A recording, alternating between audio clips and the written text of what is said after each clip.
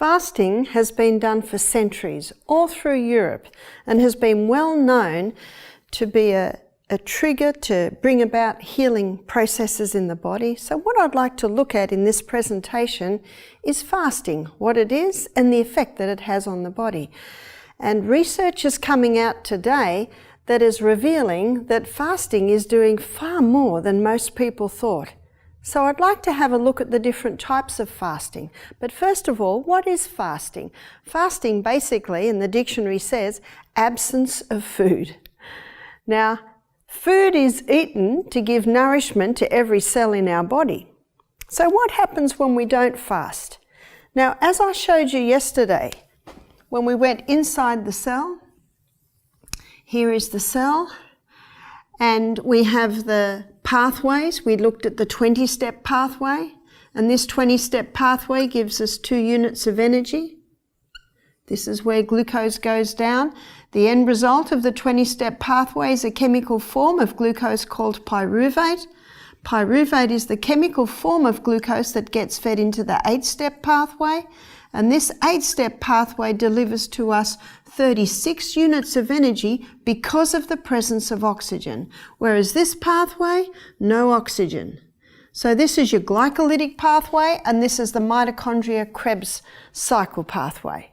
We also looked at the fact that the body also stores glucose like little molecules, just like a little bunch of grapes really. Looks like a little bunch of grapes, but they're little molecules of glucose sitting in the muscle cell particularly, ready to be plucked when no food's coming in. And we also looked at the third place that the liver sends glucose when we eat is as the fat cells. And the fact is that we can go periods of time without eating because we've got these backups. We've got our glycogen stores already in our muscle cell. We've got our fat stores. So we can go periods without eating because there are stores in the background. So what happens when you fast? Well, one type of fasting is absence of food for a period of time. And we look in the Bible, when Israel was being challenged, often the king would go through a period of fasting and he'd get all the people of Israel together and they would fast and pray, asking God to intervene because the enemy was too big and too great. And there are some amazing stories of how God did that. But often fasting was chosen. You see, 1,200 calories is required to digest a meal. So when you're not digesting a meal, all that blood and energy is going to other areas. And because the brain is headquarters, capital city of the human body, when you need to do some intense thinking, and I guess when Israel was in trouble and they were praying and pleading with God for wisdom, for intervention, then all their body's energies, the body's energies that usually go with digestion were able to go to brain function, help clear mind. You see, when they weren't eating, the body started plucking the glycogen stores and started eating up the fat stores. So fasting has been used for that, but fasting has also been used as a way of healing the body from certain diseases. You see, when you're not digesting, and your brain's not going into intense brain function, the body basically says, wow, this is great. We've got a little bit of extra energy here. We can go to the areas of greatest need. And at our health retreat, our guests go through 2 days of fasting. And in those 2 days of fasting, we give them juices because juices bypass digestion. Well, basically, I think digestion takes about 10 minutes. And what happens when you're bypassing digestion? All that blood and energy goes to areas of greatest need. It can be likened to what happens when you're on holidays at home. When I'm on holidays at home, I go to the areas of greatest need. So every day I sweep the floor, I do the dishes, I make the bed, I wash the clothes, but there are little areas in the house that I look at and I think they can wait. Maybe some papers are piling up in a corner. They can wait. They're not a priority. So when When I have holidays at home, I go to those areas of greatest need. You see, the body knows what to do. It knows how to heal you. God put that amazing process inside the body. And when you're fasting, the body basically says, great, we've got a little bit of extra help now. We can go to those areas of greatest need. And as I often tell our guests at our health retreat, in every single body, the energies are going to a different area. It all depends on the greatest need. But before rest and rejuvenation can happen, the first thing the body has to do is clean house. And we have 4 organs of elimination we looked at earlier in this series of lectures. We've got our skin, which throws off waste. We've got our urine that's throwing off waste. We've got our lungs that are also throwing off waste. And we've got our colon, which is eliminating the largest pieces of waste.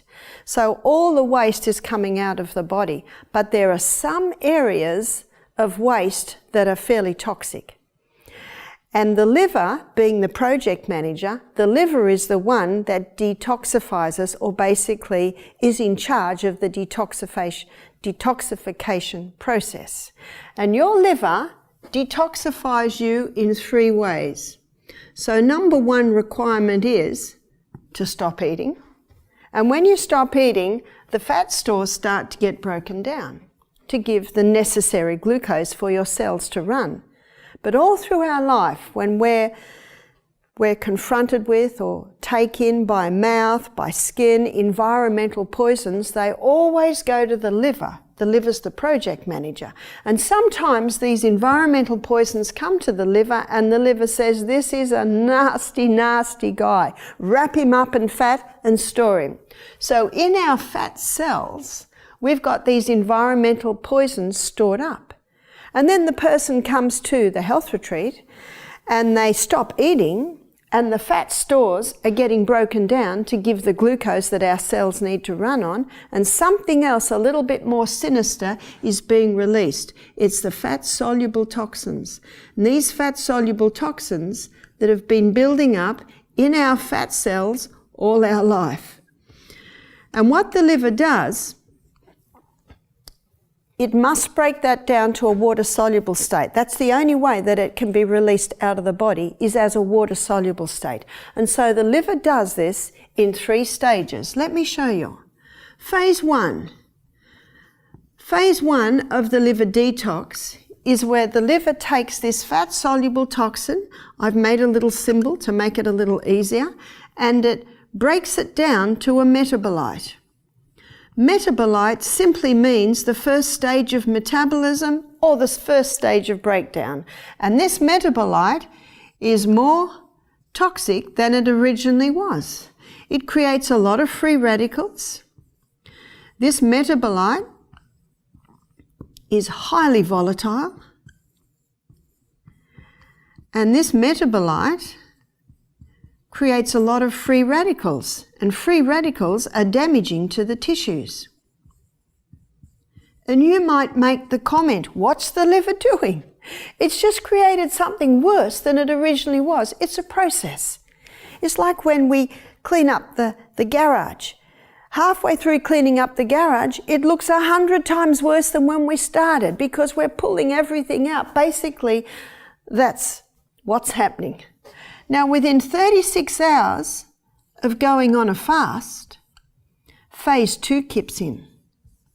And in phase 2, the liver takes this highly toxic, highly volatile metabolite and joins it together with amino acids.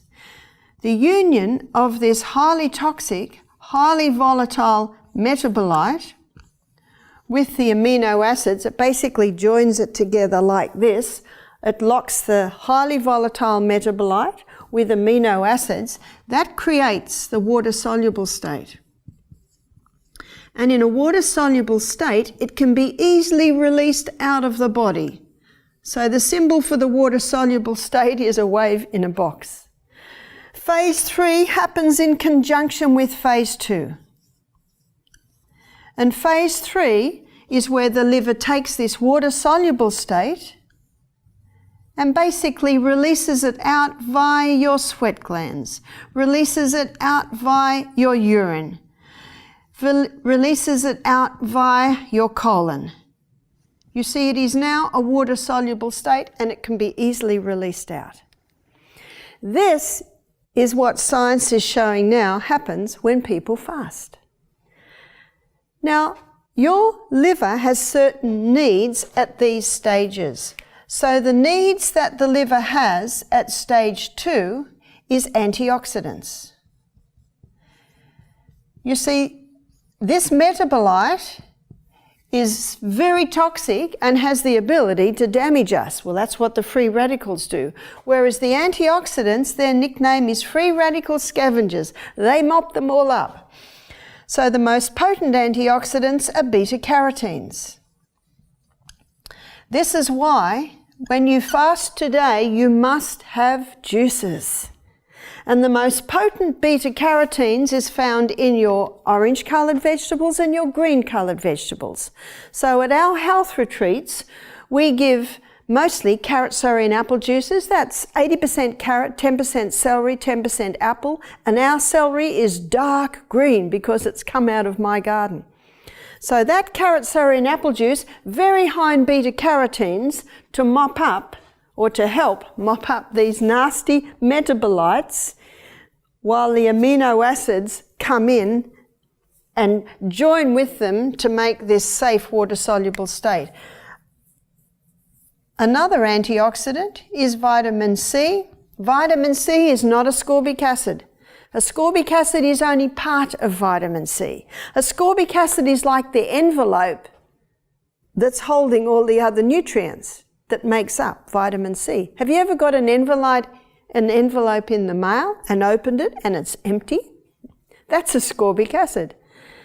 You might have heard of Dr. Linnaeus Pauling. He got 2 Nobel Prizes for his work on vitamin C. It was not on ascorbic acid, it was on the whole C. And the whole C is what you'll find in your fruits and your vegetables. So if you do buy a vitamin C, make sure it has ascorbic acid with bioflavonoids. The bioflavonoids come with the ascorbic acid to make the whole C. Another potent antioxidant is vitamin E. Vitamin E is a fat-soluble vitamin, so you'll find vitamin E in nuts, seeds, grains, legumes.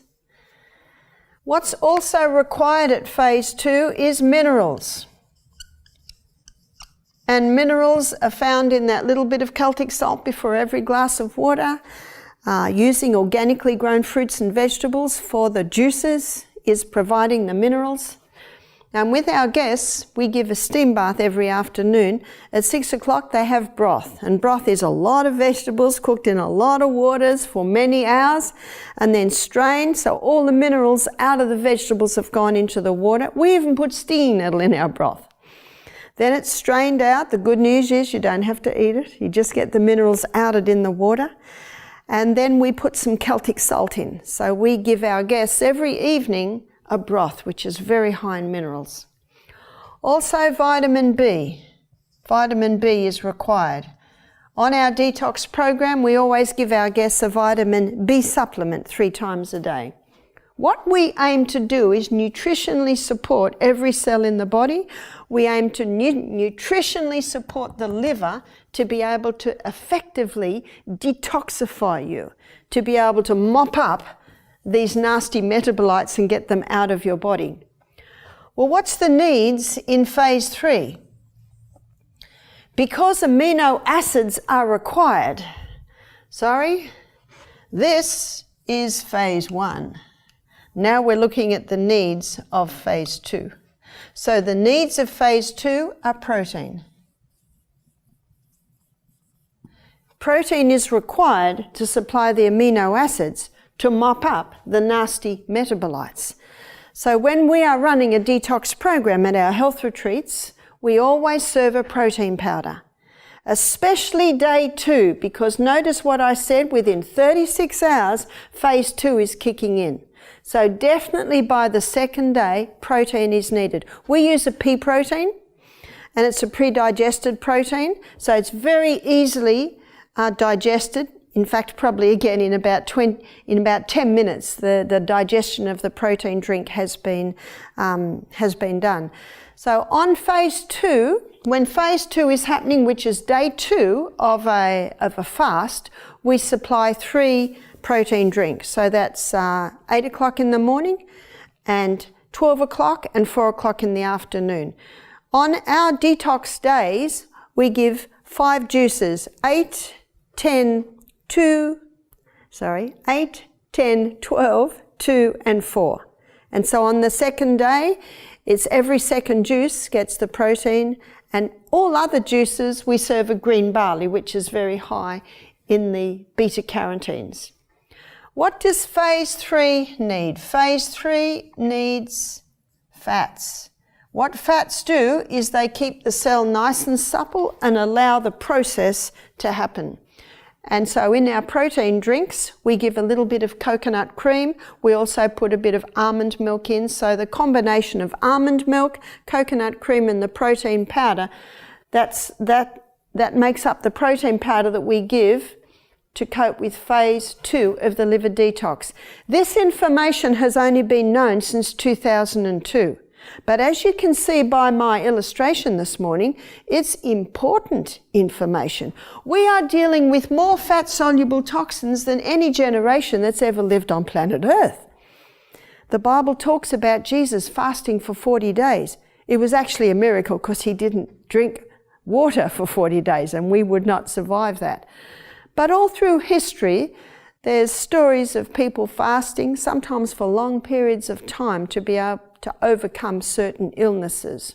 But in 2016, going into 2017, we need to be mindful of the 3 phases of the liver detox. So when you choose to fast, and fasting is an excellent way to give the stomach a rest, the gastrointestinal organs a rest, but it is also a God-designed way to free the system from built-up fat-soluble toxins that are coming into our body all through our life.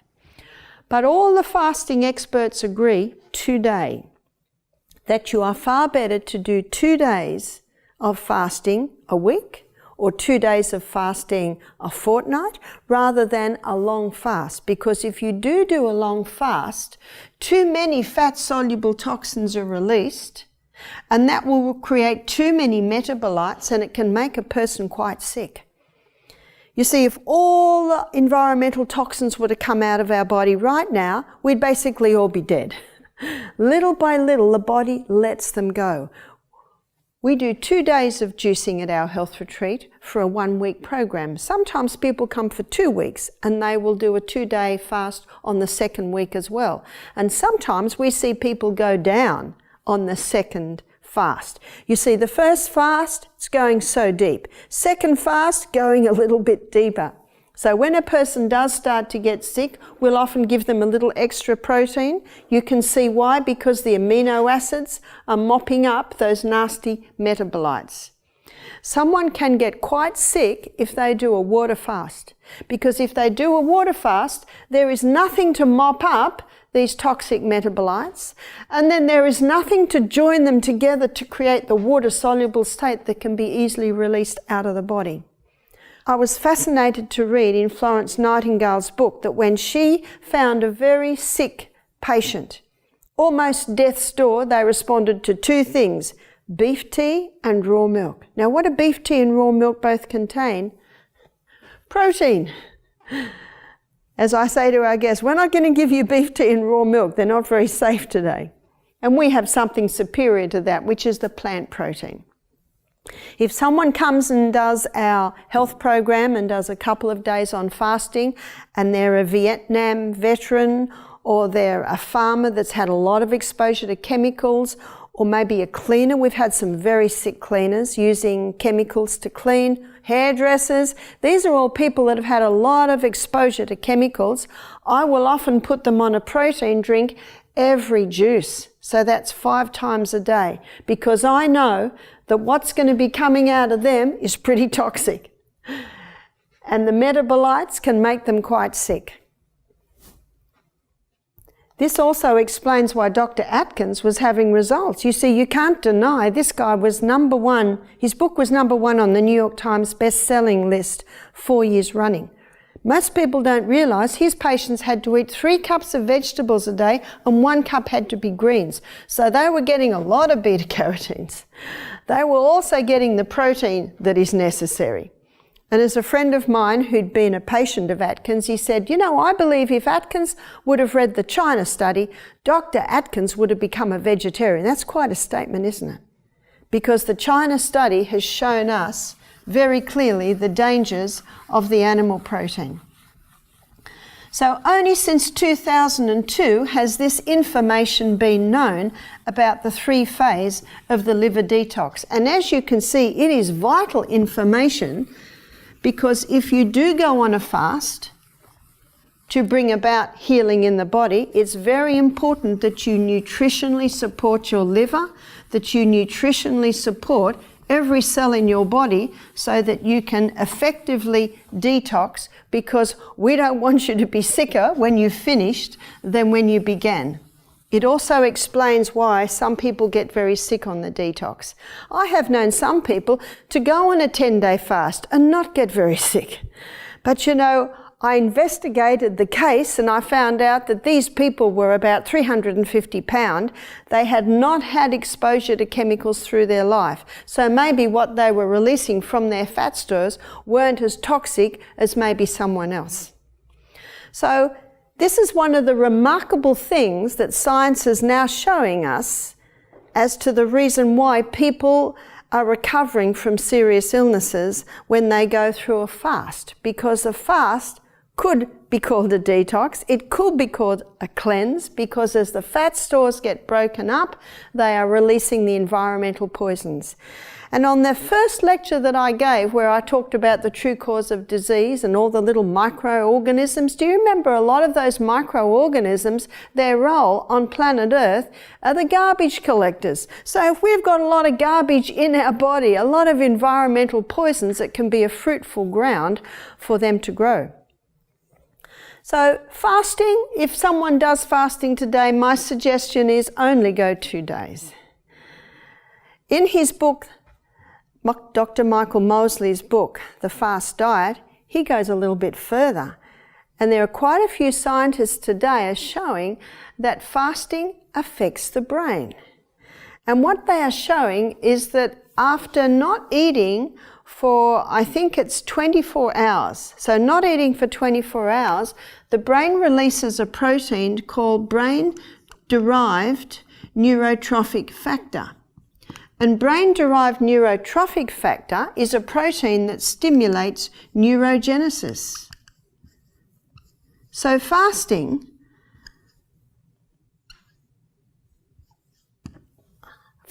not only helps to rid our fat stores of built-up environmental poisons, especially as you saw, if you nutritionally support the body, fasting also stimulates the release of the protein, brain-derived neurotrophic factor, which stimulates neurogenesis. Do you know what neurogenesis means? New brain cells.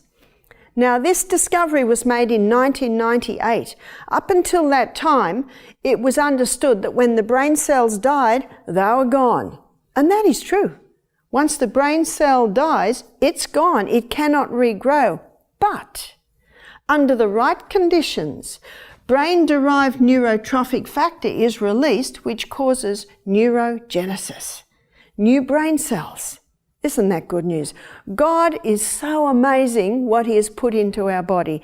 And the more science goes deeper and deeper into the human body, the more it finds these most amazing things. God is so merciful that He gave us brain-derived neurotrophic factor that can stimulate neurogenesis.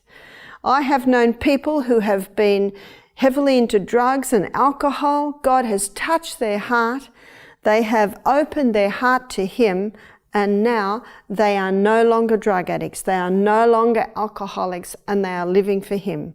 And yesterday I gave you the the passage in the Bible, Ezekiel 36:36, that the heathen that are left round about might know that I, the Lord God, build the ruined places and plant again that which was desolate. God can do that in the brain with brain-derived neurotrophic factor. Listen to it again. That I, the Lord God, build the ruined places and plant again that which was desolate. For I, the Lord God, hath spoken it, and I will do it. God stands behind every promise. If you have a brain that's not working well because of things that have been done in times past, claim the promise of Ezekiel 36:36. You can claim the promise, but there are also some other things you've got to do. And my suggestion is try a fast 1 day or 2 days a week. It will stimulate brain-derived neurotrophic factor, causing new brain cells to be developed, no matter what the age. But there are some requirements. Let's have a look at the requirements for the release of brain-derived neurotrophic factor, a fast. So this can be 1 day or 2 days, or it can be another type of fast that Ellen White defines in the Ministry of Healing, and that is having 2 meals a day. For myself, I have breakfast at 7 o'clock, like a king. I have lunch at usually about 1:30, like a queen. And often I do not eat again till breakfast the next day. That's an 18-hour fast. And that is such an easy fast because when we would be the most hungriest, we are asleep. And your stomach's very happy because it gets to sleep when you're sleeping. So the fast can be 1 day, or the fast can be 2 days, or the fast can be the 18-hour fast done every 24 hours. That's a very easy way to do it. And the only way you can go the distance is to have high fiber. And all your plants are high in fiber. Generous amounts of protein. I myself eat legumes every meal. For lunch yesterday, I think they were cannelloni beans. We had squash and carrots baked. We had a big salad. We had some dressings with that. Oh, and we had steamed broccoli. You see, that meal, everything had fibre, generous amounts of protein, and for dessert, we had some walnuts. So legumes and nuts. Be careful not to overdo the nuts. And seeds, oh, that's what I also had, pumpkin seeds. And then healthy fats. What are your healthy fats?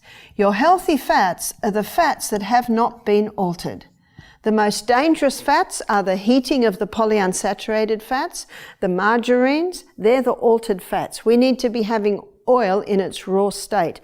The only oil that can bear heat is coconut oil because it has no empty spots for the heat and the light to be attracted into. It's a saturated fat. So your healthy fats are your nuts and your seeds and your coconut and your olive. Where did I get fats yesterday? I had fats in my nuts and my seeds. I had some olive oil. In fact, the cook had crushed garlic and put it with olive oil.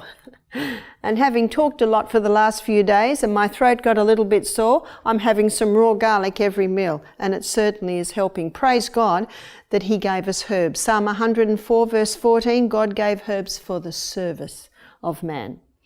What did I have for breakfast this morning? For breakfast I had raspberries, I had almonds, I had an orange. There's lots of fibre there, lots of minerals too. And then I had some rye toast with olive oil. I had crushed garlic on top of that. I said to my husband in the email, I don't think you would want to kiss me at the moment. I'm very, very strong of garlic. So I had garlic. Then I had avocado on top of that, and then I had some red lentils. The avocado and the red lentils on top of the garlic and the olive oil and the rye toast underneath helped to sandwich it.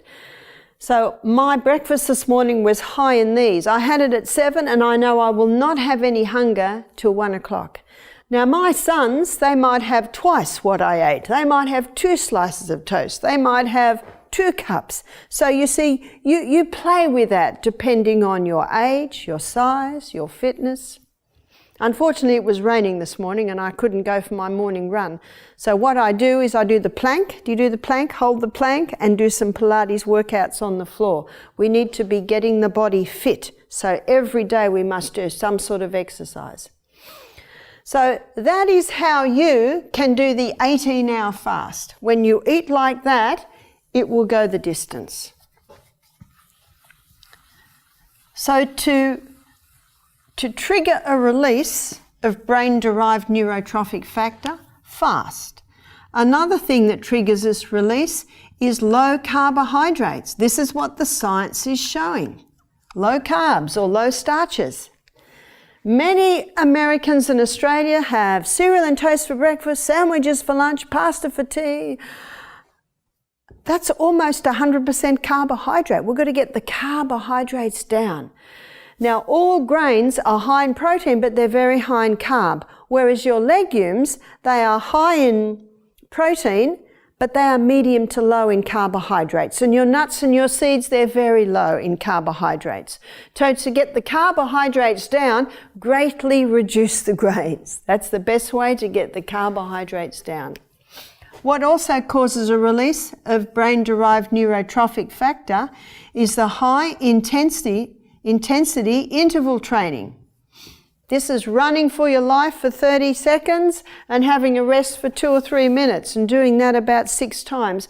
That huge blast of energy causes the blood to start moving very fast, going into all the little extremities, especially the brain.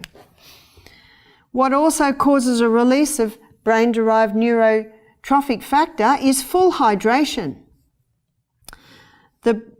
The brain cannot function if it's dehydrated. Our brain is a hydroelectric system, so no hydro, and that's water,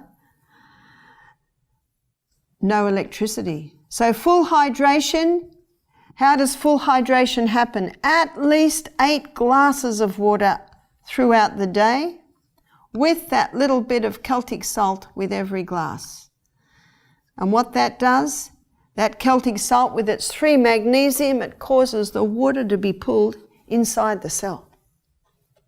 What also causes a release of brain-derived neurotrophic factor is early nights.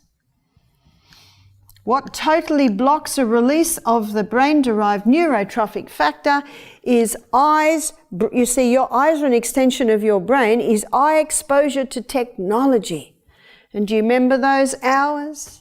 That computer, that television has to be switched off before 9. But it's a documentary that you've been waiting to see for a while. Well, because of iView, because of recording, you don't have to watch it at that time. 9 p.m. and 2 a.m. I went to a lecture by Dr. Agatha Thrash. She's passed now, but she did a mighty work. And someone asked her the question, how often can you afford a late night? She said, about once every 2 years. Got that? Once every 2 years. You almost can't make up for those late nights. So to cause a release of brain-derived neurotrophic factor, make sure you're going to bed early. Number 6, sunshine. Your brain needs sunshine, and it gets sunshine through your eyes. So every day, ideally, it's a bit hard in Vancouver at the moment because we've got a lot of rain, but we did have a little bit of sunshine yesterday. As I do this list, have you noticed I'm actually going over the 8 laws of health, and that brings us to another one, and that is things that can inhibit the release is caffeine.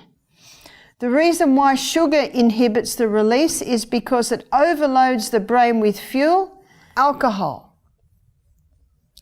Also drugs, and the drugs specifically that I'm referring to are the mind-altering drugs, whether they be legal or illegal, and tobacco. Tobacco robs the brain of oxygen. So for various reasons and in various ways, all of these substances inhibit the body's ability to release brain-derived neurotrophic factor. Notice in this cell, now this cell here is in every brain cell, these energy cycles. Notice how much energy we're getting with oxygen compared to a cell that doesn't get the oxygen, very little energy. And so that's where pure air comes into it. If a person's smoking cigarettes, they've got a huge reduction in oxygen going to the cell. And if a person is breathing in moldy air, chemical air, stale air, bad air, it inhibits the brain working properly because we're only getting this much energy instead of that much energy. Isn't it amazing how science is now showing that the 8 laws of health are stimulating a release of brain-derived neurotrophic factor. And when brain-derived neurotrophic factor is released, it causes the state of neurogenesis to happen. That means new brain cells. In Psalm 139, verse 14, the Bible says, I will praise thee, for I am fearfully and wonderfully made. Marvellous are thy works, and that my soul knoweth right well. So in looking at fasting, we're looking at the liver and how it's able to detoxify us from environmental poisons. We're looking at the release of brain-derived neurotrophic factor when we fast, which stimulates neurogenesis. What I have been talking about